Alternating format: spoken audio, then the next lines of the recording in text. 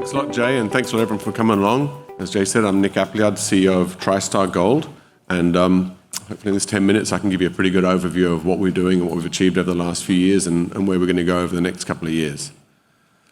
So, as a bit of a background, I took over the company about 4 years ago. At that time, the Castelo de Sonhos project had less than 300,000 ounces in central Brazil. Very proud to say that we've worked really diligently during this last 3 years now.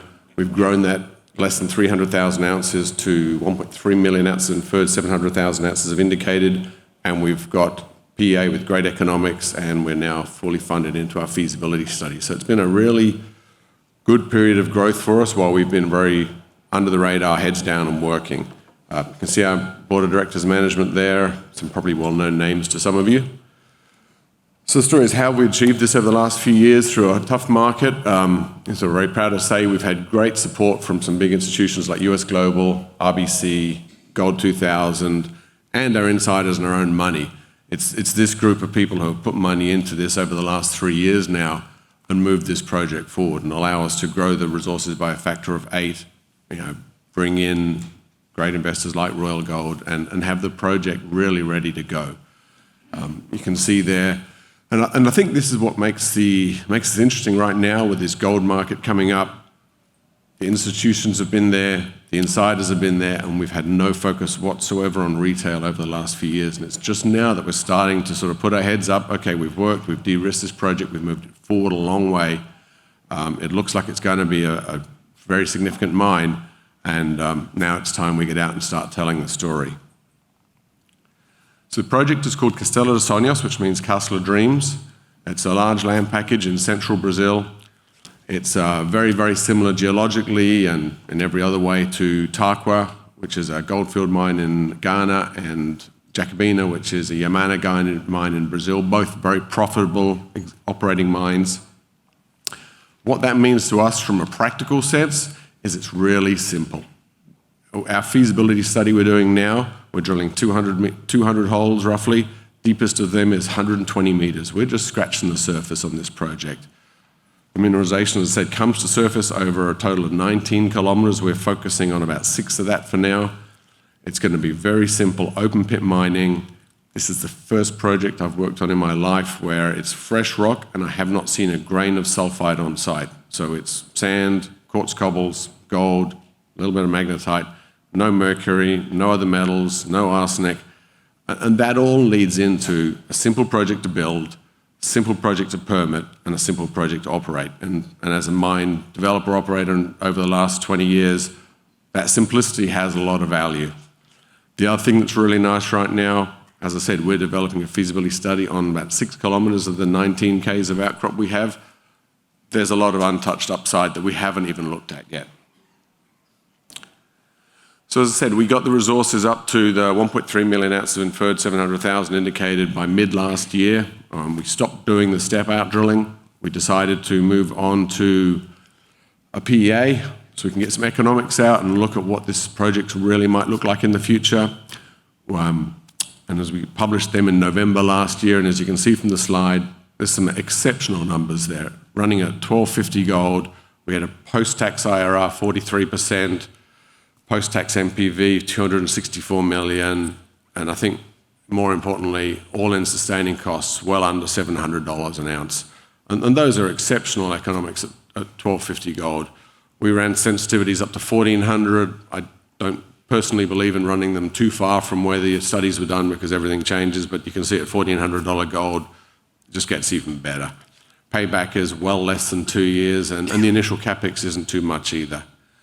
So what we found after publishing this study late last year, it attracted a fair bit of attention onto us, and part of that attention came from Royal Gold, who are, as probably most of you know, the sort of the Rolls-Royce of the royalty companies out there. And in August this year, we closed on a transaction where we sold them a 1.5% NSR for $8 million US. We've collected 5 of that so far. We still have 3 to go.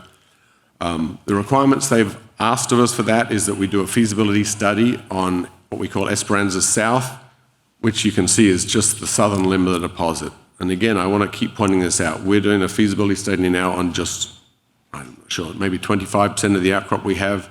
just focusing there, we know that's the lowest hanging fruit. It's probably the highest margin material we know of right now, and it's the easiest stuff. We're going to move that forward to production. And now what's interesting is that is all paid for by Royal Gold. And it's not just the feasibility it's paid for, it's all the corporate costs, all our overheads are all paid for all through the next year. It's all funded from Royal Gold's investment. And we're using world-class consultants to do it. It's not going to be a cheap study. We're going to do it really, really well. CSA are going to lead it. We are also doing all the required permitting, social activities to move this portion of the deposit into production. As I said, we're doing about 120 metre RC holes for the infill drilling to upgrade the resources in that section. So what I really want to focus on while that's going on is what else is on the plateau. Castello de Soñas is a plateau. It's about 300 metres above the surrounding plains, which are used for cattle grazing. And what we've identified internally right now are 3 areas of growth beyond what's being worked on in the feasibility study. The one we call the undrilled outcrop. This is what we consider the lower risk incremental growth. We've been doing step-out drilling, and we stopped doing step-out drilling mid-last year because we thought, okay, that resource has grown enough, let's stop and do some economics. We could carry on that, and we see easy targets. We have outcropping conglomerates with gold in soils, with gold in outcrop, with Garimpero informal mine workings into them. So we know it's conglomerate with gold sticking out of the ground, hasn't yet been drilled. So there is incremental growth, which seems to us to be low risk and fairly easy. Just keep going along strike, drilling it out, and increasing the overall resources, which would feed into this current process facility that's being defined in the feasibility study. So that's our first target we call the undrilled outcrop. Incremental growth from the total resource base we have now. We have 2 other targets we've defined. First one we call CDS Deeps. This is, we know that we have a young intrusion underneath the plateau.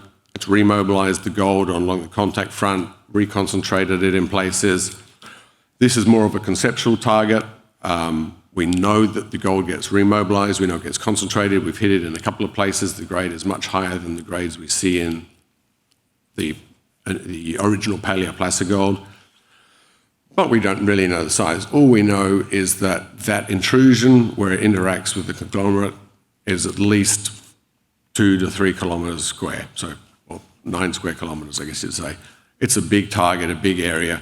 So this wouldn't be incremental growth. If it hits, it's a real change in quantum for the project. The other target we've defined is what we call a second source of gold.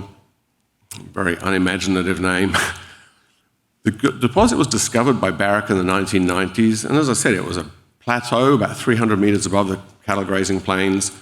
Barrick very simply recognised that every single drainage off of the plateau was being mined by the informal miners, and they were actually full of informal miners, or thousands of them during the 90s. And they did the obvious thing, went to the plateau, discovered the primary ore body, started drilling, and led to the discovery of Castello de Soñas. With our greater understanding now of the conglomerate host of the deposit, and our greater detail of mapping and technical understanding of the deposit over these last few years, we've looked at our maps and gone, well, this is all great. We understand exactly where the conglomerates outcrop, exactly where they are. We know which direction the gold came from, where it was flowing to, a lot of detail.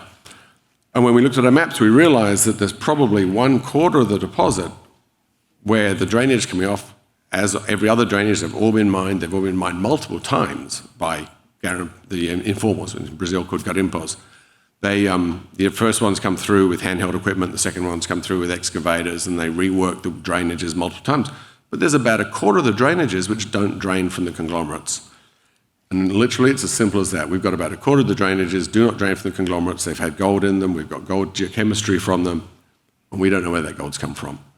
We have not had any budget or time to do exploration on this over the last few years, but now with the influx from Royal Gold, we have the time. We're doing the feasibility study, and now we have the time to focus on what else is there and where the other deposits might be here. This is a big deposit. There is obviously a lot of gold in the system, so we will be looking at these targets over the next 3 to 6 months as well.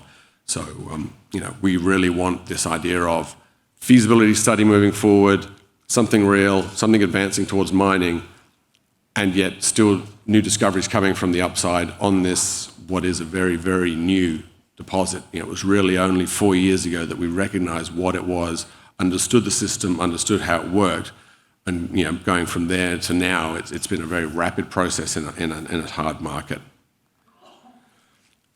This map just shows how we have grown over the last few years, and it sort of goes back to the incremental growth. The first 2014, you see there's a few drill holes there and a small resource, less than 300,000 ounces, and every time you drill, you just added to those resources. And by 2018, we'd got to the 1.3 inferred, 700 indicated, and we stopped.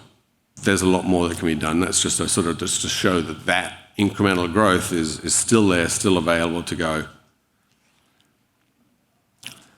It's an important slide. This is the last slide of our presentation, but what I'd like to point out here, obviously the location of where we are, that satellite image on the top right feeds in. This is important to me. I've considered myself a mine developer in South America for the last 23 years doing this.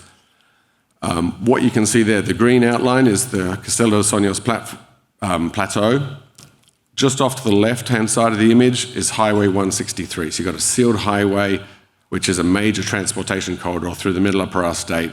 It's also the power corridor, so we have high-tension power lines. This is the first exploration camp I've ever worked in South America, where our exploration camp is attached to grid power. And that grid has sufficient power to run our ball mills already. All we need to do is build a short line from that highway out to the project, which is approximately 15 kilometres. So from a mine development, this goes back to that simplicity. We haven't got big infrastructure projects required to put this project into production. It's simple, very normal open-cut mining, smaller Brazilian trucks, you get more trucks, and more efficient mining there. Very simple metallurgy, simple process, nothing new required, and you can also see in that image, it was cattle grazing country, so you're not dealing with pristine environment as well.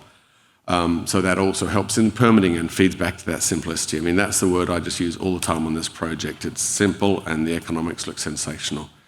That is about our story. I've got a timer, so I'm not sure how I've done. Yeah, that's it. It's a nice, simple story. So.